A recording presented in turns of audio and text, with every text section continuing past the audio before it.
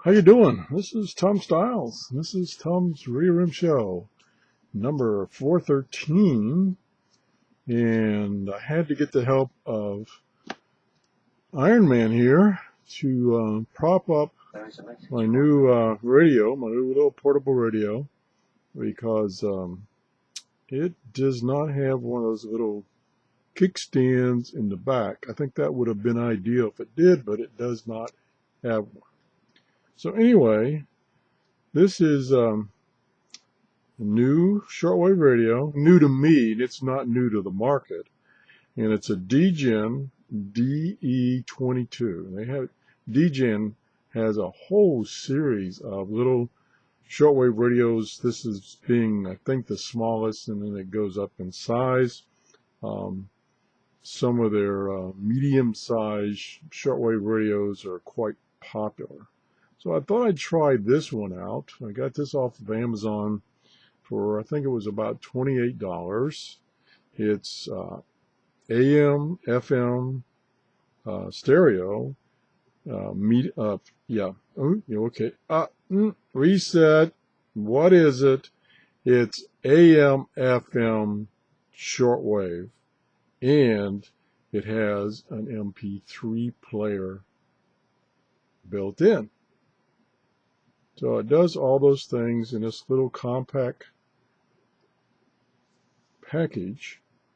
And I'm not going to bother with a report card because it's pretty straightforward. Not a lot of functions or options, just your basic radio. It has a shortwave band of, stand by, had to put it down and look in the manual. It does, my memory just doesn't work anymore. The shortwave band is 3.2 megahertz to 21.85 megahertz. So that's the shortwave band. And of course, it does not have single sideband. Now, it is, and it feels pretty good. And it doesn't use AAA, it doesn't use AA, it uses a cell phone battery. So this is a little cell phone battery, the typical 3.7 volt battery. So that's what powers this thing.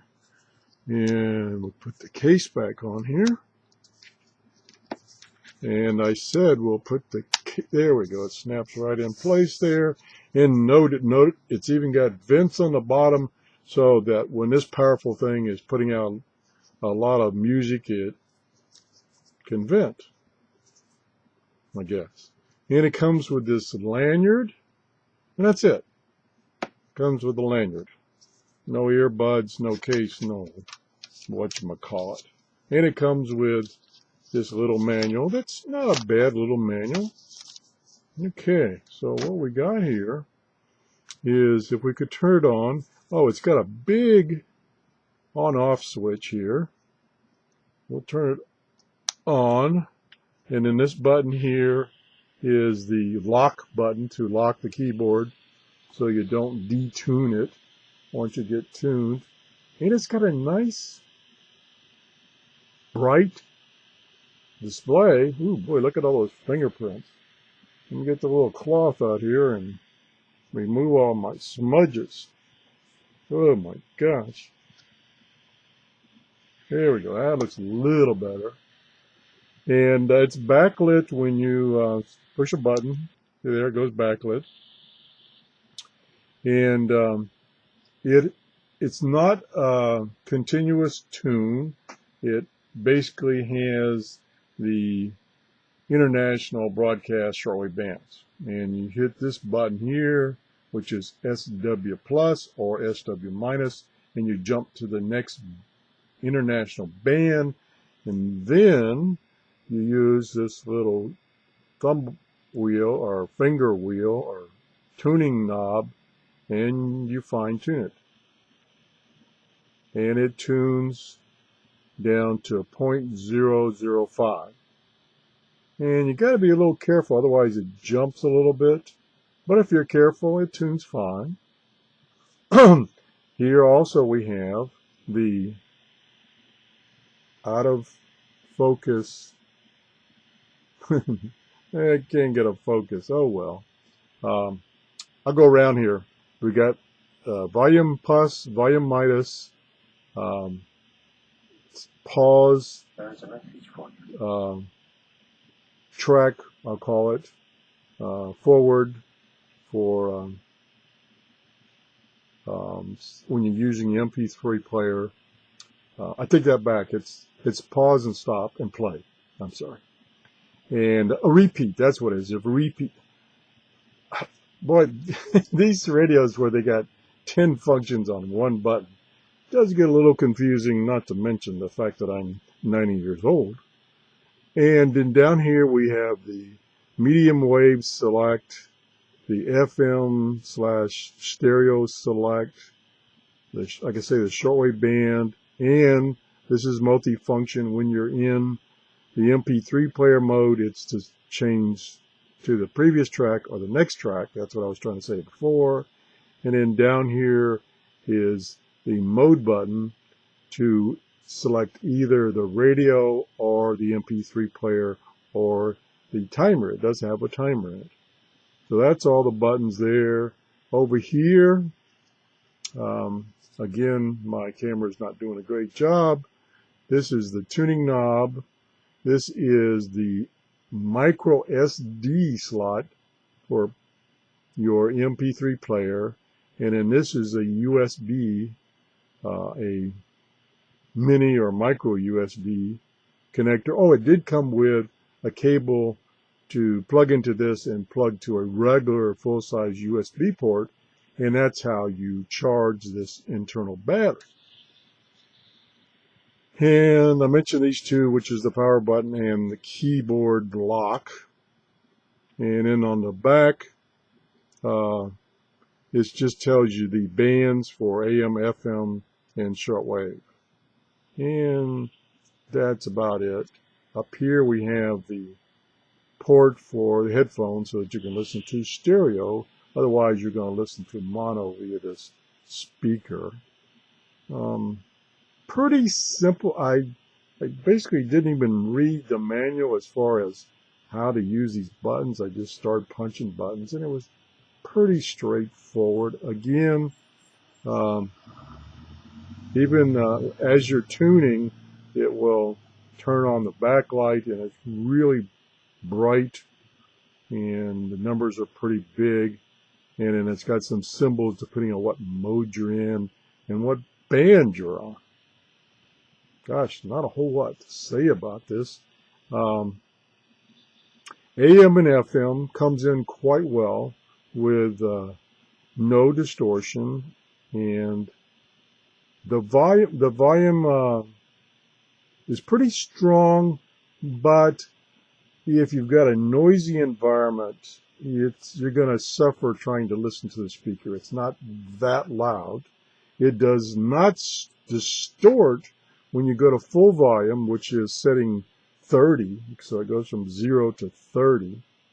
And like I say, the audio quality is pretty good, and not, fantastic, but pretty good, since you're using this little speaker here. The plastic and everything looks pretty nice. It doesn't look like a Kachibo. Kachibo is one of those manufacturers that makes radios for less than $20, which I've done reviews on several of them. This radio, like I said, is just under $30, and it does give you that limited range of shortwave, and it does a pretty good job. I was listening to it the other day away from my office that has all this RF noise, and it was picking up stations pretty good. I will probably try to slip in a video of a receiving compared to another radio kind of in this price range. So that's when we'll do the reception test. This is the telescopic antenna. And as you can see, as soon as I touch that antenna, the volume increases. It's about 18 inches when it's fully extended. And let's just try a quick test here for the heck of it. I don't know. The thing about the radios like this that have just those international bands, sometimes you don't get the WWW. That's easy for me to try to say. WWV stations. They're kind of, some of them are outside of the international bands. But let's see if we can dial in 20 megahertz. Now, see, we stopped at 17.9. So let's go to the next band. And it starts at 19. So we got to, and that goes down. So that's the top of that. So we still didn't get 20. Let's try the next band. And it's at 21.75. And let's see if we can go down to 20. I'm guessing no. So we can't get to 20 because it's not considered one of the international broadcast bands. And that's probably also true of 10. Maybe we can get to 15. So I'm going to use the SW minus to go down a band. Okay, and it shows an S and a number after it telling you which band, shortwave band it is. So we're in band 11. Unfortunately, I don't think the documentation tells you what the band ranges are. So you would have to go look up that on the internet. Am I talking like a teacher? Oh my gosh. Must be the medicine. Okay, we're looking for 15. We'll go down to 10, go down to 9, 15.10, and let me guess that's where it starts. Yep, that's where it starts, 15.1. So we can't get to WWV on 15. And we already tried 10, I believe.